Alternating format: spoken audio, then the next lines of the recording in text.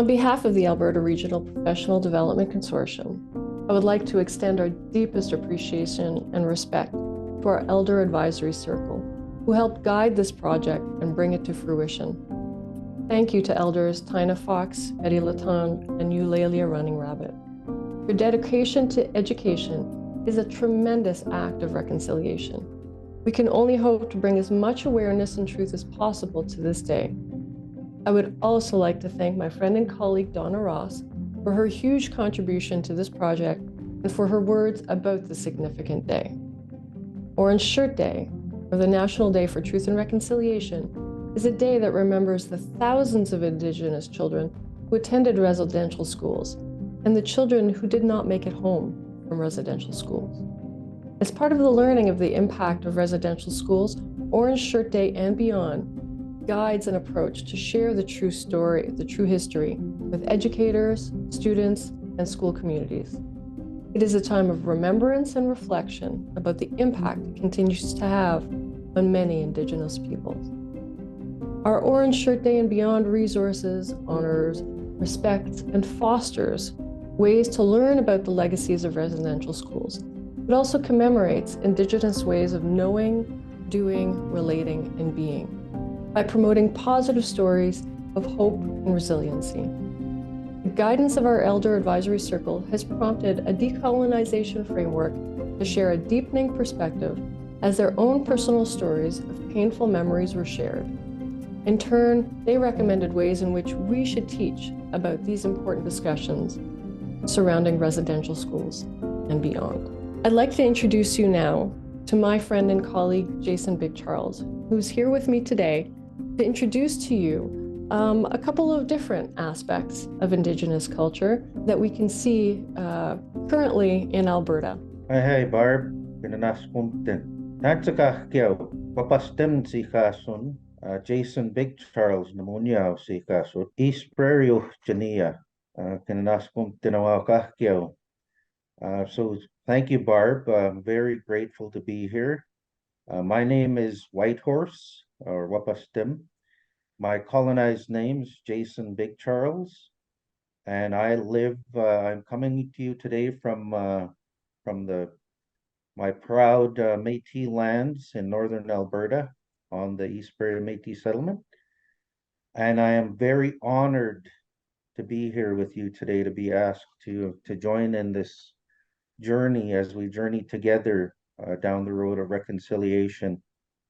And as Barb said, we're slowly coming up to the National Day of Truth and Reconciliation. And as we journey towards that day of celebration and mourning, I'm glad to be a part of your journey in that. Just to talk a little bit about myself, like I said, I grew up, I was born and raised on the East Prairie Métis settlement.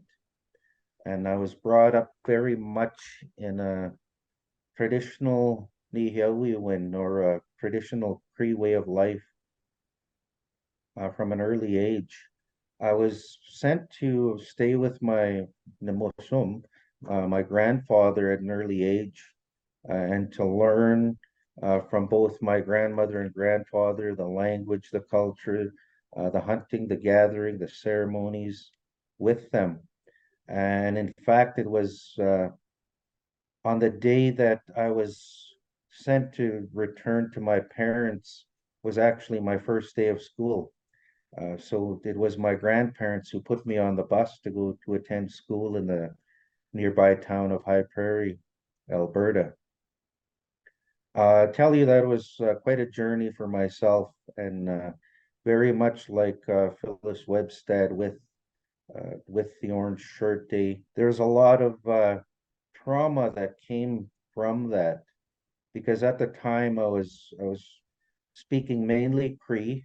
Both my grandparents only spoke Cree, so I was very much speaking Cree with them, and then having to head right off to school and enter into a totally whole new world for me. From that time, we had barely been into High Prairie, so I'd barely left my community. But having to go that first day of school was quite a shock for me. And it was not only tearful having to leave my grandparents to go to school and then return back home to my parents, but just going to school was a shock in itself, going into a whole new world to me.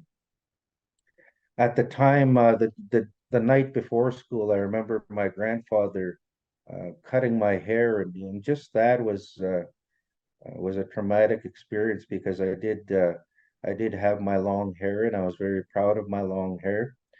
But in his mind, he didn't want me to be teased at school, and he thought it was going to cause a problem, so he did shave my hair before going to school. So many changes. However, the most traumatic thing for me was when I did get to school. I wasn't there very long before noticing that everyone was speaking English, and I was still trying to come out of that mindset of being a Cree speaker. And although I did speak some English, uh, I hadn't used it in a while, so it was kind of difficult for me to ask for things. One memory in particular sticks in my mind, uh, that I wasn't in my classroom for very long when I had to go to the washroom. And in our Catholic school at that time, the majority of the teachers were nuns. So of course, my teacher at that time was a nun, and I inadvertently asked to go to the bathroom in Cree, which she immediately jumped up with her meter stick and gave me a little swat and said, "You will not speak that devil's language in this class." So I had forgotten, like I said, I was so used to the Cree that I was trying to find the words to go to the washroom in English, and I couldn't. It kept coming back to the Cree. I think she very much knew what I was asking for, but rather than just letting me go to the washroom, what she did was take two chairs to the front of the room and had me stand on those two chairs. And at that time, I had a classroom with close to 30 classmates, and she had me stand on two chairs in front of the entire class. And she said, "You're going to stand there until you ask properly in English to go to the washroom." So of course I could find the word to say washroom, but I didn't know the rest of it, like asking properly. So of course I stood there on those two chairs, and finally, eventually I did wet myself in front of the whole class. That was my first experience with school, and that very much affected me deeply, even to this day. Because from then on, of course, we were told we can't speak the language. If we did speak the language, we were either hit or our ears were pulled, and we were told not to speak that evil language, and that was very repetitive. So I very much learned quickly to leave the language behind and learn the English language. However, in thinking back now, it still greatly affects me because when I speak my language now, it feels wrong. It feels like I'm doing something wrong. So when we talk about historical trauma and we hear people say, "Oh, that happened a long time ago, forget about it, move on," it's not that easy. I'm a very spiritual person. I'm very I'm a deep thinker, and I pride myself on helping others to heal. But still, that experience from all those many years ago, I can't find the proper way to heal from it myself. So we see how deep the trauma goes. It's not just superficial. It's not just on the outside. It's deep within us. Like I said, even today, when I speak my language, it feels like I'm doing something wrong, and I feel like I'm doing something bad. So I have difficulty in speaking the language. In fact, the only time that I can openly, freely speak the language is in prayer when I'm speaking with my higher power. and I find it easy for me to speak the language then. But as soon as one other person is around, it doesn't feel right.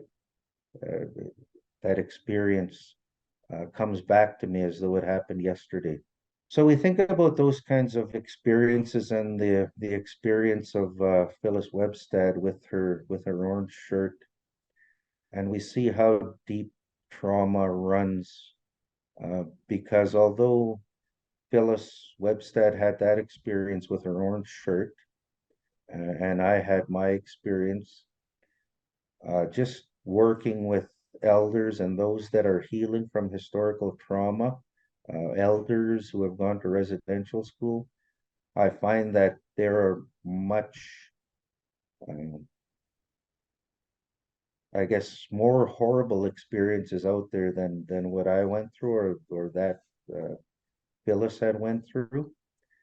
And and then we could start to sort of realize what that trauma really means and how important reconciliation is. So on this day of truth and reconciliation coming up, of course, Barbara had mentioned the whole uh, path to truth, realizing truths before we can move on to reconciliation.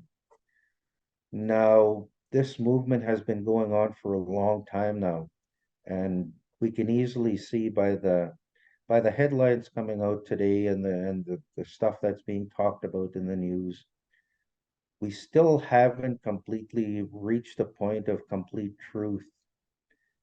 And that is where, with the grave sites found on the residential school sites, that truth has not been fully realized yet, even today. Over 10,000 grave sites so far to date, and that continues to rise. In talking with elders and in talking with anyone, I think you're going to find that nowhere in this world, in any society, is it acceptable that there should be grave sites in a schoolyard.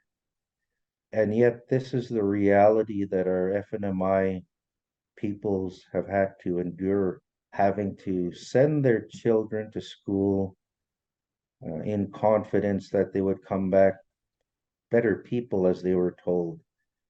And yet, in most cases, or a lot of cases, having their children not return from school. And then hearing the horror stories of residential school survivors of what went on.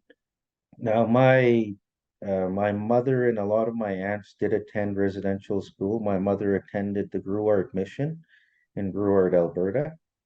And although her experience in her mind wasn't as horrible as some of the other experiences, I think in talking with her, she definitely has some healing to go through herself, because in her mind, they weren't horrible experiences, but in hearing them, they are equally traumatic experiences, where she talks about the very little food they were given, some of it spoiled, and being told that that's what they would eat, being made to wear burlap sacks as their dresses. That's traumatic for any child. However, my mother doesn't think it was so bad. But then we start to see, I guess, how they were how colonization truly affected people to where they think these things were acceptable, when we know now that they were definitely not one bit acceptable. So we start to see how trauma affects people who have been through that trauma. So of course, this whole journey towards truth and reconciliation is very important in the healing of the FNMI people in Canada, because it was not just the First Nations, it was also the Métis and the Inuit people that had to endure the residential schools. Now, like I said, that trauma runs deep, and it's going to take a lot of healing. However, in the past years, we've seen the Truth and Reconciliation and the Orange Shirt Day movement are really coming to light and bringing out those truths. And I feel that we're at the point now where we're almost to the point where the truths are out. We had the current Pope visit recently to give an official apology from the Catholic Church, which is a big movement toward reconciliation. However, if we look here in Canada, we've still got a situation where our Indigenous people, our Métis people and our Inuit people are still, they are searching their own residential school sites and their own lands for these unmarked graves. And when they are found, it is, I guess the government does say, okay, yes, we do have a list of names of students that attended there. And here's the list. So they had all of this all that time, but they were never released. And even to this day, they're still not released. It makes you question why is there withholding of the truth, and leaves little to the imagination that there may be even more traumatic stories that are going to come out in the future over it. Another thing that our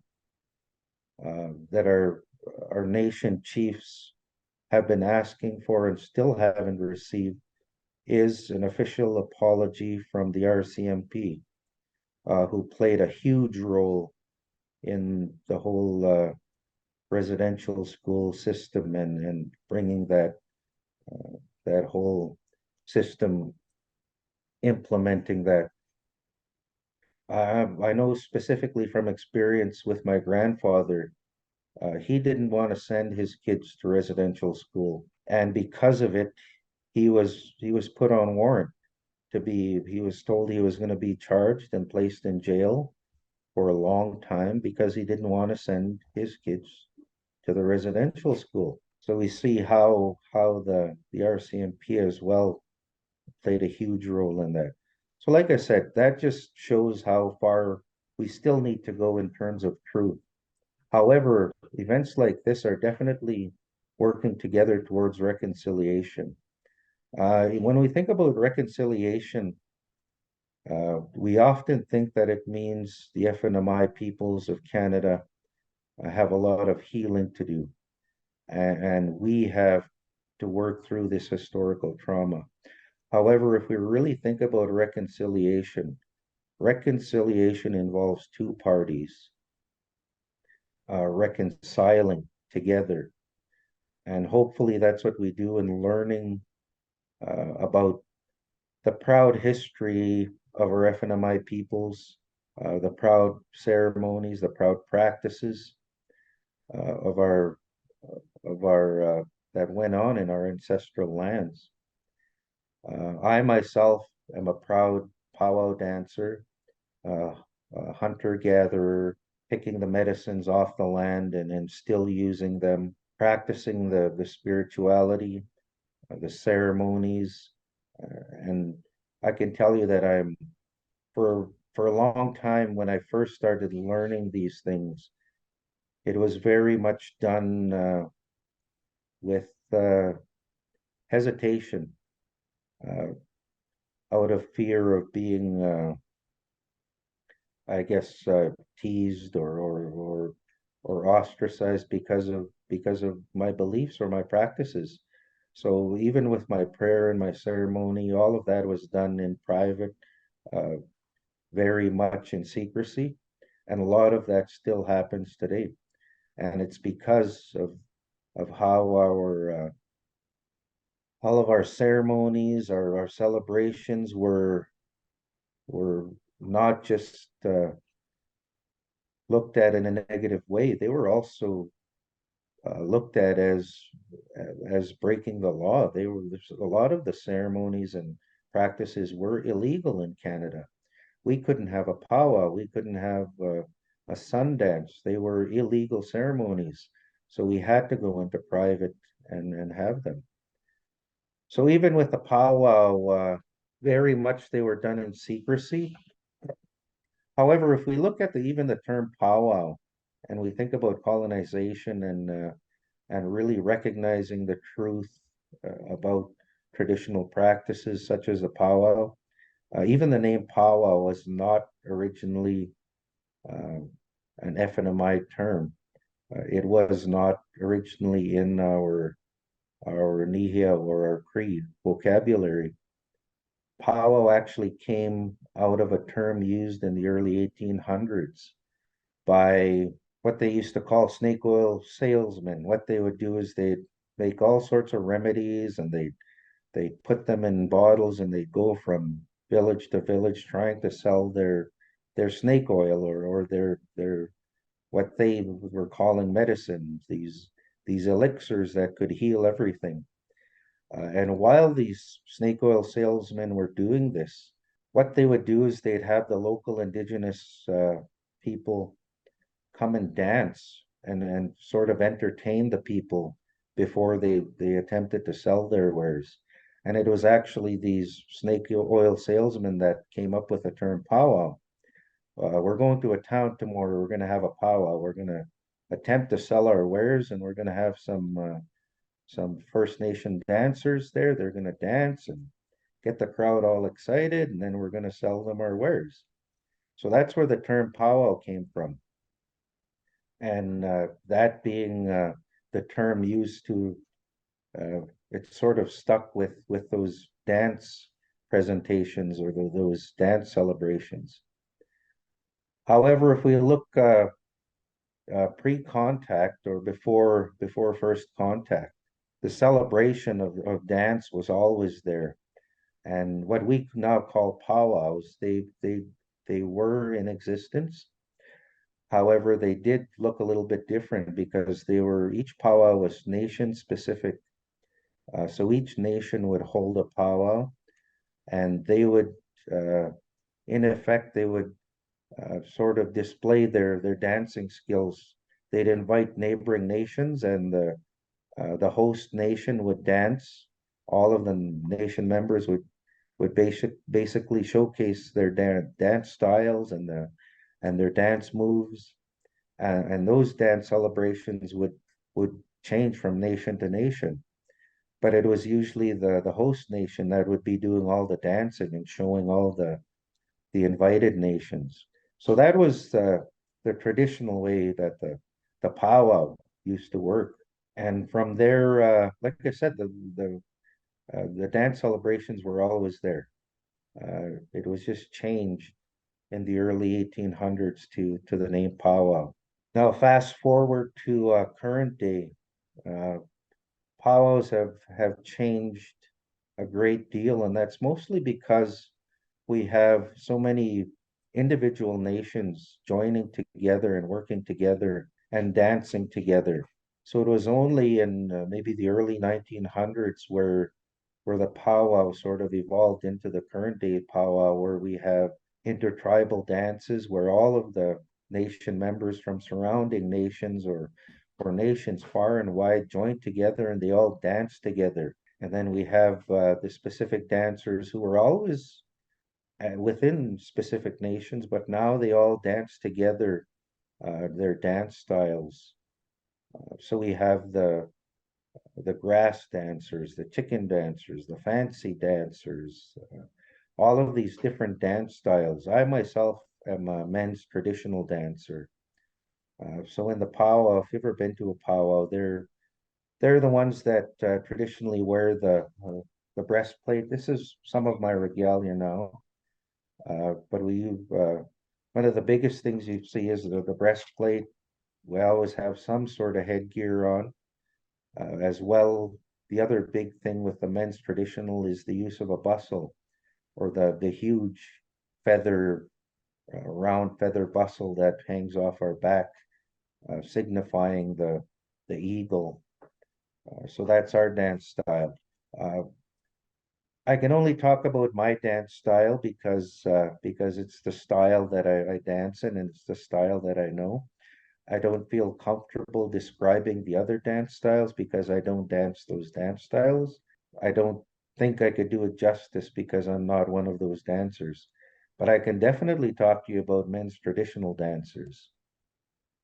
Now, with the men's traditional dancers, we're generally called the storytellers of the powwow, because with our dance style, every dance we do, we are telling a story, and there's a story that goes with every dance that we do in a powwow. I myself, when I'm dancing the powwow, I'm dancing or performing out the story in my mind as I'm dancing, because men's traditional dancers are also well known as storytellers. Uh, we do have tons and tons of stories or traditional legends that we know, and often we can dance any one of those stories. So that's what we do in the powwow. So we're also seen as the warriors or protectors in the powwow, where the men's traditional usually lead in the rest of the dancers behind the grass dancers. The only thing I could say about grass dancers is they usually are the first in the powwow rounds because traditionally they would stomp down the grass, clearing the powwow area. Then once the dancers come in, it's usually the men's traditional leading because traditionally they were seen as the warriors and they're there to make sure that the area is safe and to protect all the other dancers and to bring them into the powwow circle. But today is all about celebrating dance and not just First Nations or dance, which is a powwow, but also Métis dance as well. But we'll start off with this next video coming up, and it's all about the powwow and one lady's journey through the powwow. Thank you for that beautiful introduction to our first video, Jason. So on that note, teachers, students will be playing you a video based on Melody Ayoungman-Hunt's story around powwow.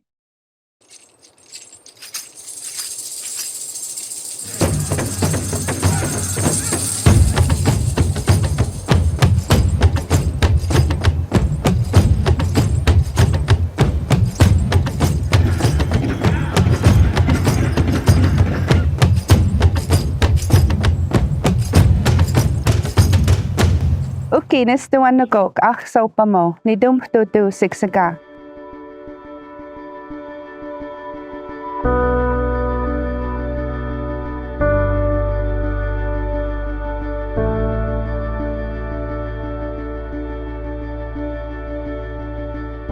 I began dancing as soon as I can start walking. My grandparents used to say, when you dance for the people. Because sometimes there's people out there that cannot dance. Sometimes there's sick people. Sometimes there's someone that's having a down day. You're gonna uplift them. You're gonna help them to feel better. So when you dance for the people. Powwows are all over Canada and the United States. And today these dances come from all the different tribes where we celebrate life because our people went through so much atrocity from residential schooling, assimilation, and today we dance and celebrate life because we're still here, we're resilient, we can adapt to these new ways.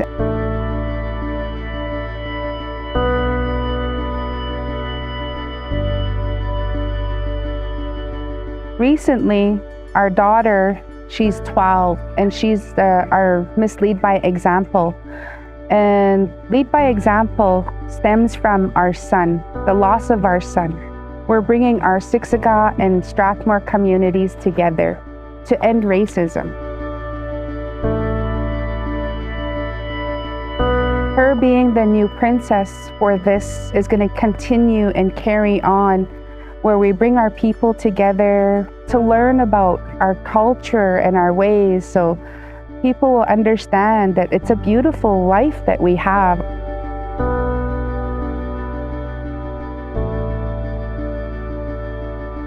This teepee you see behind me has been in our family for over 100 years. It has been passed down to my grandparents, and my grandparents taught our family to be proud of who we are and where we come from. We need to know our history and to share our history with our children, and that's what I've done.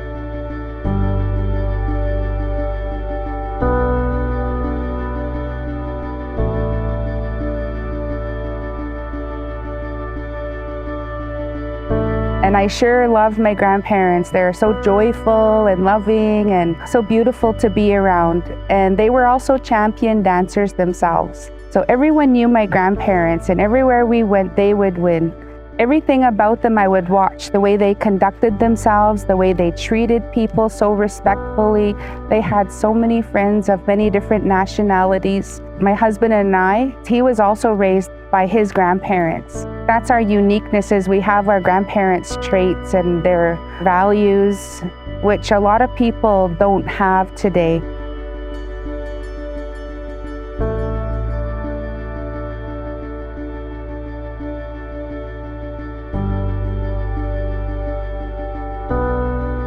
Blackfoot style is where you will dance in celebration and victory. This dance comes from when, if you think back in the day when this land was filled with the buffalo and all the Blackfoot tribes, when they would go out on their war party or when they would go hunting, the women's traditional would greet the men, the warriors coming back. And they would do a celebration and they would dance in victory on the side.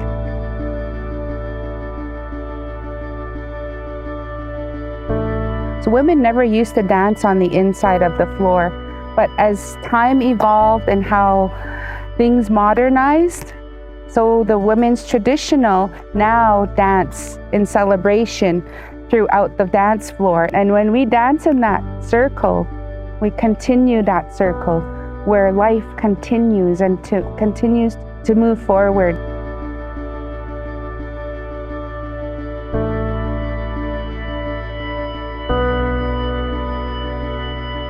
So the style of dress that I'm wearing, it has the stripes that come across. That's significant to the Blackfoot people. You'll only see a Blackfoot woman wearing this style of a dress. It takes about a year to make a full outfit.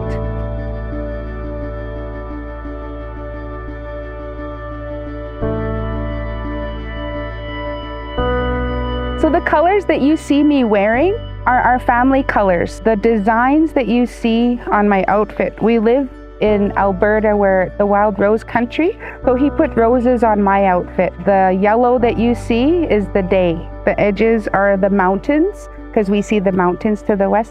So it's everything that where we live in.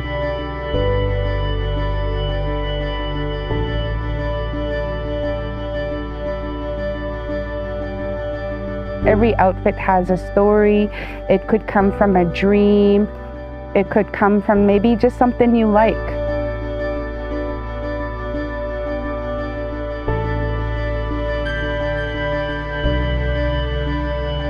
We were told to continue dancing after the loss of our boy.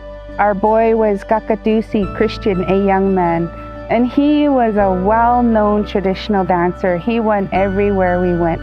So our family kind of took time away, time to heal. My adopted POW-WOW parents, Kenny and Louise Scabbyrope, came and they spoke to me and they told me, you keep dancing, that's what heals you. Your dancing helps to heal. So I listened and I kept dancing. I said, no, everything that I need to heal is what I'm gonna take in to heal.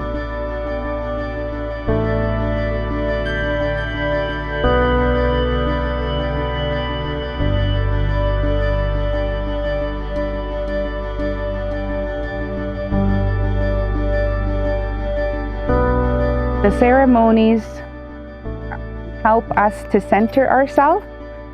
In the Blackfoot way, the ceremonial ways are a way of life. It wasn't separate from what we do. We always gave thanks. We always appreciate. We're taught to be good to people, to be good to one another. And so these things helped our family heal. It was the ceremonies and the dancing. We've passed our 4 years of memorials. So now when I dance with pride because of the teachings my grandparents gave me. And my grandma used to dance the women's traditional. So when I dance, I feel a sense of my grandma with me, and it makes me feel her love, and I feel joyful.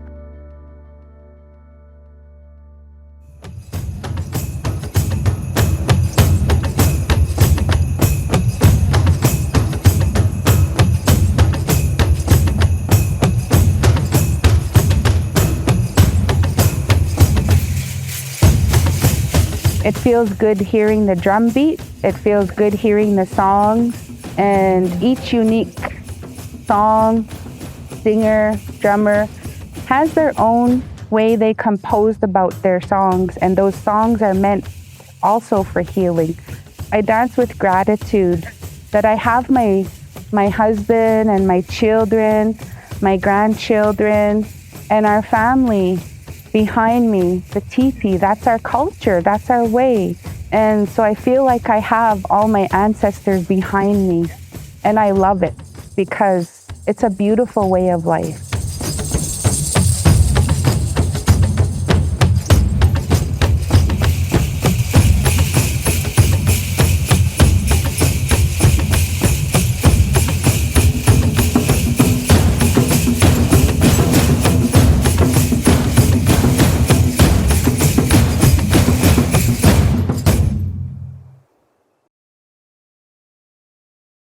Well, we are so lucky to be able to have this powwow video to really get a sense of what it is, what it means to one person.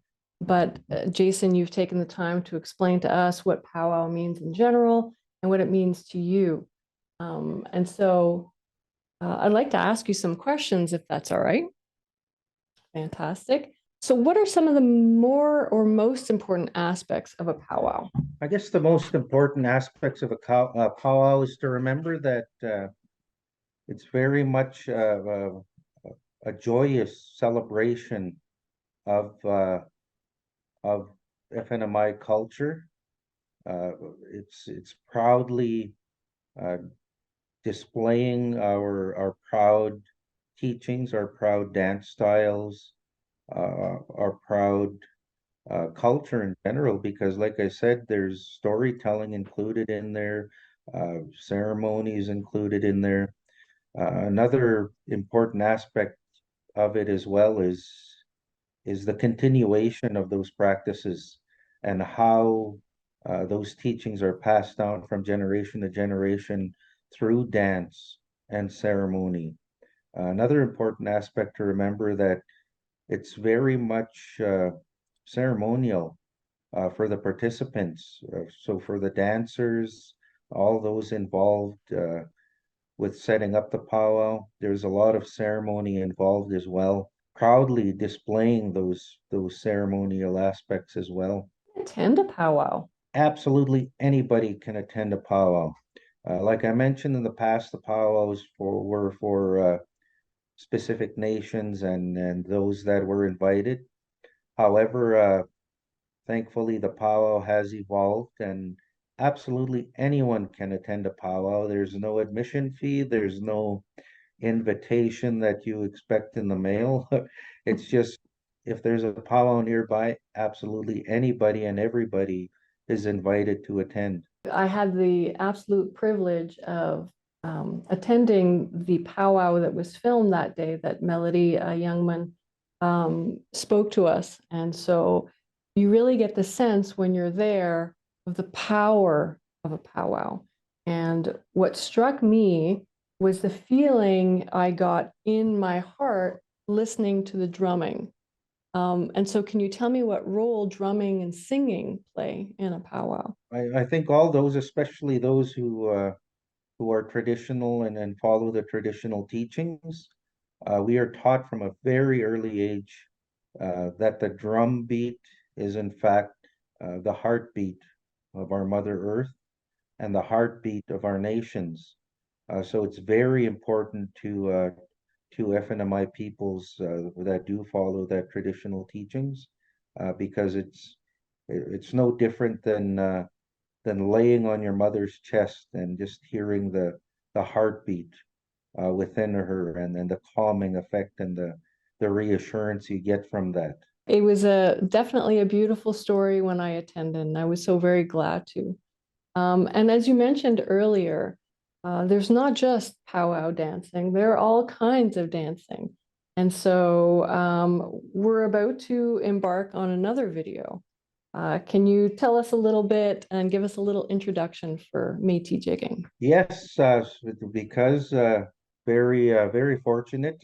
Not only was I brought up in the First Nations way, the spiritualism and the ceremony, but I live on a Métis settlement, and according to our government's labeling, I am labeled as a Métis person, although I very much identify as First Nation. But I am also a very proud Métis person as well. Definitely don't be mistaken, the Métis people have a proud and rich culture of their own. And thankfully, being one that walks in many worlds, I was also raised within Métis culture as well. And one of the most uplifting thing out of the Métis culture uh, that I proudly bear as well is the whole dance aspect, and with especially with the Métis jigging, very much uh, walks hand in hand with the powwow for the First Nations people. The Métis jigging is something that brings the Métis nations together, joins the Métis people together, because it is a dance style that is unique throughout the world. It's unique to the Métis peoples of Canada. It was developed by them, and it evolved through uh, their drawing together of different cultures and their different backgrounds. And it's a wonderful dance to watch as well. And in fact, if you look closely, you'll often see the joining of many cultures. Particularly, you'll see the joining to the First Nations powwow dance styles, along with the joining of other dance styles, Scottish and Irish, and other dance styles, brought all together as a good representation of the Métis peoples. On that note, I am very happy to start and to show you, teachers and students, what Métis jigging is all about.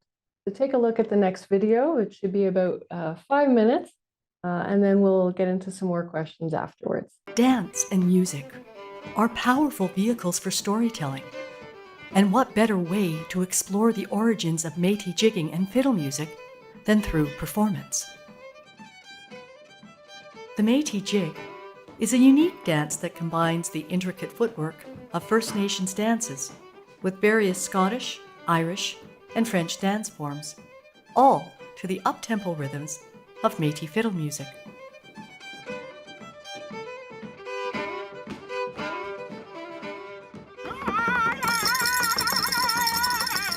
The chicken dance originates with the Blackfoot people and is one of the oldest First Nations dances.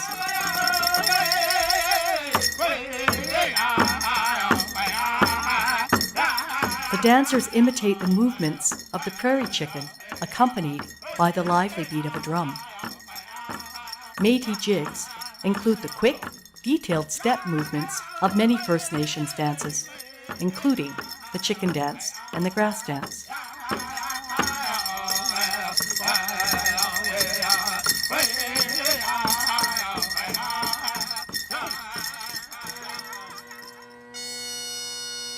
One of the oldest Scottish Highland dances is the sword dance. It became tradition among Highland warriors and clansmen during the 15th century to celebrate victory in battle. There are many characteristics that the Scottish sword dance and the Métis sash dance have in common. However, It is the extra beats in the Métis sash dance that make it a faster moving dance.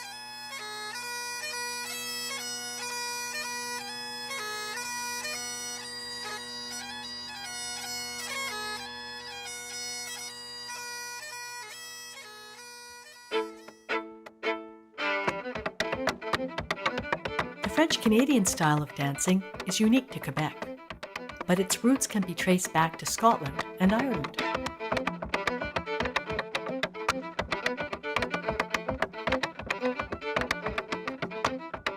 The intricate footwork is often close to the floor, with the dancers' arms hanging loosely by their sides. This footwork, and some step dancing forms, can be seen in Métis jigs.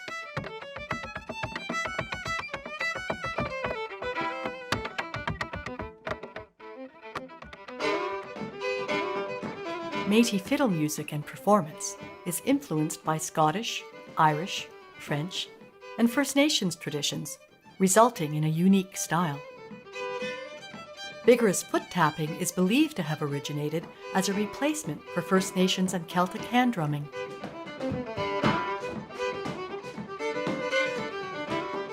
The fiddle is played with a focus on creating danceable rhythms, as Métis music has always been intended for social purposes and dancing.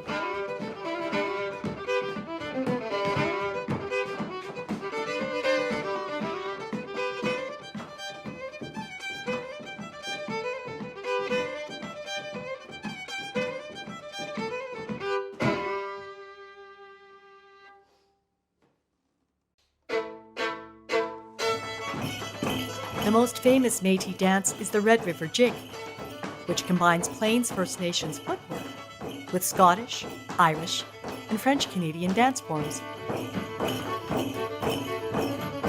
The Métis jig and the infinity symbol celebrate the story and the history of the Métis people.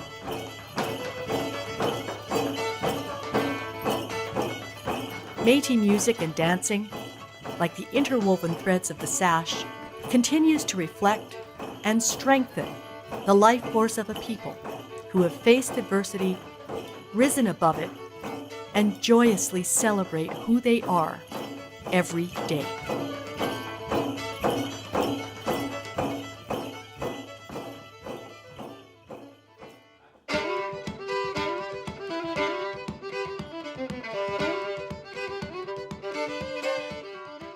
That was a great video. I learned the Red River Jig myself, and I can say that it took the breath right out of me. It's a lot of very hard work from what I've seen. So I'm just going to ask you a couple of questions here, Jason, but I will mention to the teachers who are watching presently with their students that we will have some time to take your questions at the end. You just have to put your questions into the Q&A section, and Alexandra, who's here moderating for us today, will be able to tell us what your questions are, and then perhaps we can answer them at the end. But to get started, just around this Métis jigging video that we just saw, can you tell me, Jason, why dancing is an integral part of Métis culture? Thanks, Barb. And I think I talked about it a little, how not only the dance, but the music is sort of the representation of the drawing in of so many different cultures to build a new culture, which of course was the Métis people, the proud Métis people of Canada, in trying to come up with that representation of their identity, and in building that identity. Of course, the one thing universal amongst us as human beings is that music connects us all. Through music, of course, dance just follows, but we're all connected through music, and it's what sort of embodies I guess the spirit of a culture, and that's very much what the Métis people did in creating their own unique dance style and music. Is the Red River Jig, or Métis jigging in general, specifically only to be done by somebody who is Métis? Very much like the POW-WOW, of course, anybody can learn how to do the Métis jig. However, you'll notice with the dancers that we did see there was very much like the regalia I wear as a powwow dancer. They do have a specific regalia that is specific to Métis dancers or Métis people. One of the most important things to the Métis people is their Métis sash, which is indicates that and recognizes that I am a proud Métis person, and I proudly wear the symbol, which is the Métis sash, as well as carrying the flag with the infinity symbol. Those are things that probably only Métis people should be wearing, especially the sash, because like I said, it identifies you as a proud Métis person. But the dance, the music, that is for all to enjoy and take part in. Well, that's good to know, because often as non-Indigenous people, we ask ourselves the question, what is it appropriate to do or not do? Is it considered cultural appropriation or cultural appreciation? And I think in part it has to do with our intention as well. Do we want to learn? And if we want to learn. The thing I love about the Métis culture is, remember, it's a drawing in of different cultures. They mentioned Scottish, Irish, and French. However, it extends far beyond that. And as yourself with French heritage, that very much makes you a part of Métis ancestry and the whole Métis nation. So of course, proudly celebrate the dance and the music, because even without specifically identifying as Métis, you are in some way a part of the Métis nation. Well, I'm very honored to be told that today. I know how important my language and languages are to me, because they really identify me as being part of my culture. And so I can appreciate that language in and of itself is such a huge part of anybody's identification with their culture. Can you tell me in general, before we get to some of the questions that I see here in the chat, why is dancing helpful in a healing process? With both Métis jigging and with the powwow dancing, definitely there's an aspect of healing in there, and a lot of times there are specific healing dances where we dance for. You heard the young ladies say that we dance for the people, and as a Métis person and as a First Nations powwow dancer, we are all told the same thing. We dance for the people, but we also dance in representation of our nations. So the Métis, when they're doing their jig, they are proudly displaying their nation's celebration of music and dance. With the powwow, we are proudly displaying our nation's celebration of music and dance. So, of course, within that comes healing when we're proudly displaying our practices after being told for so long that we shouldn't be doing that. It's not only very uplifting, but it brings about it a healing nature, to where we're not just healing ourselves, but we're healing those that we're dancing for through showing them a close look at our culture and our proud traditions. As I've heard a friend of mine say recently, why do you grow your hair long? And his response was, well, I grow my hair long because I can. Where, in the past, that was not the case. So I can respect that for sure. I see questions in the chat now, and I'd like to tackle some of these and give a shout out to some of the teachers and students who are asking them. So I see that Ryan asks, or he says, hi, Jason, we have a student here wondering if you can do any of the dances. Like I said, I am a traditional men's traditional powwow dancer. So yes, I do dance in the powwow. Jigging, I used to jig. My steps are probably a little rusty, but even when the music was playing there, not only with the powwow music, but with fiddle music, you can't see my feet under under the chair here, but my feet were moving too. So yes, I do know the Red River jig, and I do powwow dance as well. Fantastic. Thank you for that. Are there certain things we should bring to a powwow or do at a powwow to thank First Nations and Métis people for sharing their culture with us? The only thing you'll even hear the announcers say that when you come to the powwow, uh, just bring yourself, bring your good intentions, and leave some of the joy that you bring with you. But in specifics, just go and enjoy yourself. Just partaking is a gift. And now Olive, hi Olive. Olive is wondering how long you went to residential school. I actually didn't go to residential school. I went to Catholic school, and I went right up through to grade 8 at the Catholic school in High Prairie. Although arguably we're starting to hear more and more stories come out where our people did not go to residential school, but did go to Catholic school, and we're finding more and more of these stories that didn't differ very much from the residential schools, because we were actually forced to attend the Catholic school. It was the only school we were allowed to attend when I was gone to school. But I tell you what, the experiences are very similar. Yeah, I have to say I'm very privileged. Every time a school year starts, I get very excited because it brings me back to my childhood. And I loved school and I loved starting school. But again, that comes from a place of privilege. We're lucky to be able to say that. And so we want to recognize and honor those who didn't get the chance to have those same experiences. And I guess within those experiences, like it's not all bad. Although I did have some traumatic events, there's always some good in anything. So I definitely I did learn at the school, of course.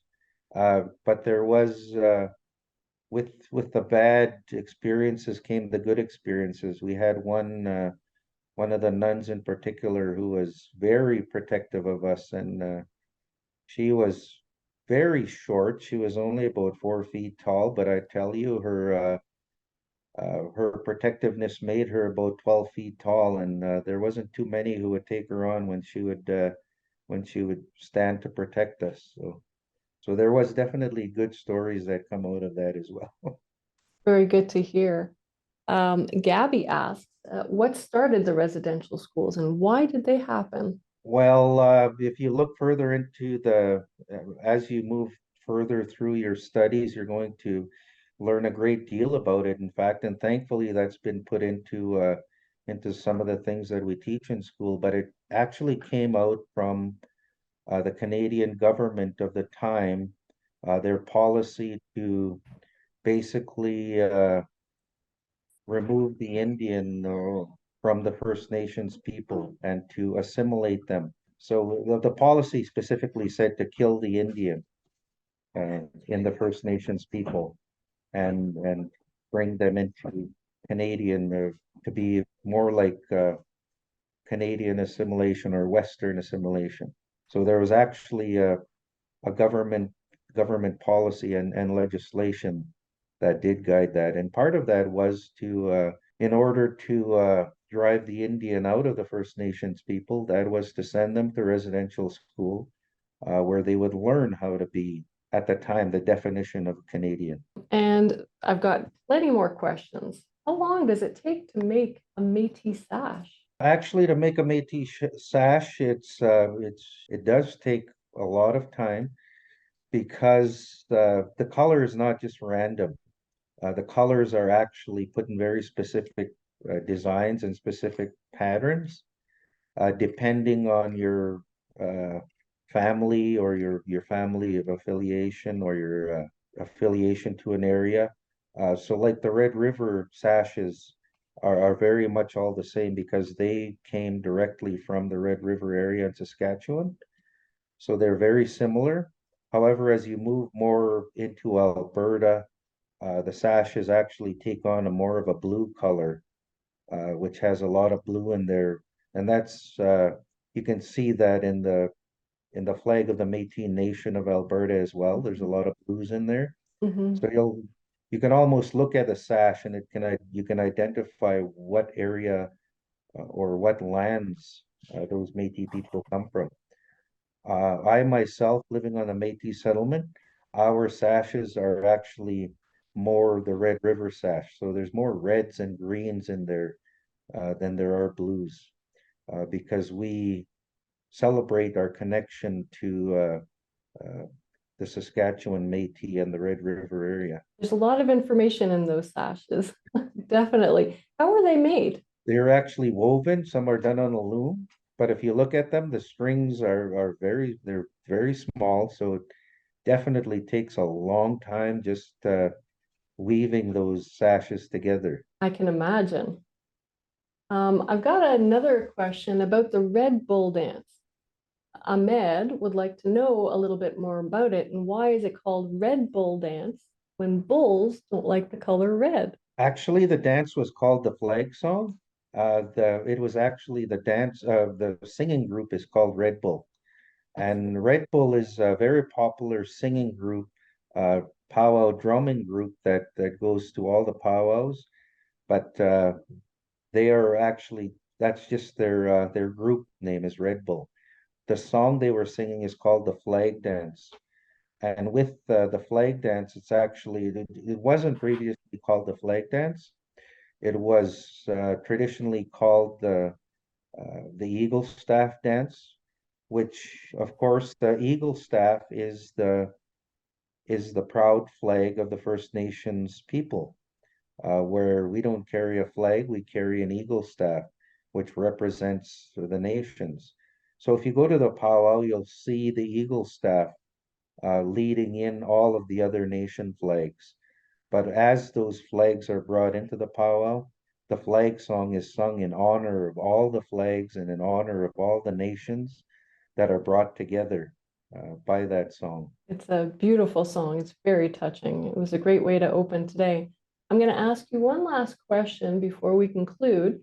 And that is, could you explain the meaning of the colors and images on your regalia? With my regalia, like the young lady said in the powwow video, it's very personal to us. A lot of it comes to us either in dreams or the colors mean something to us.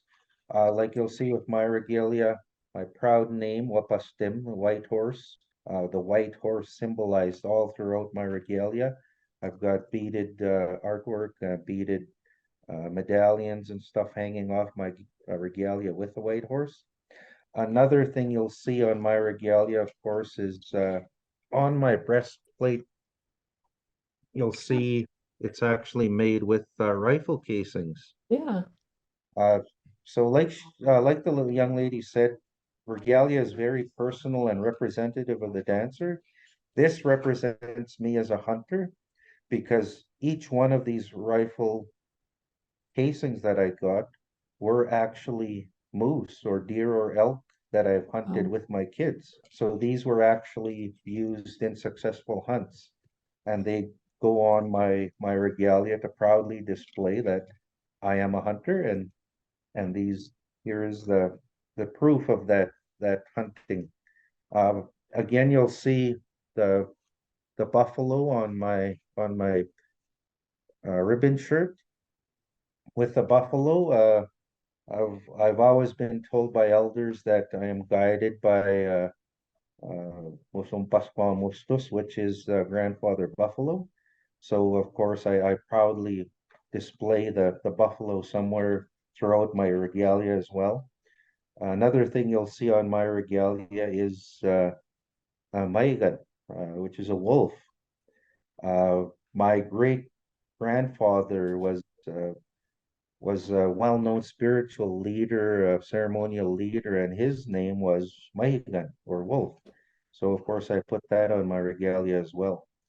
The other things, my when you see me with my headgear on, that's something that all traditional dancers have, or my bustle as well, my eagle bustle. That's another thing that all traditional dancers have.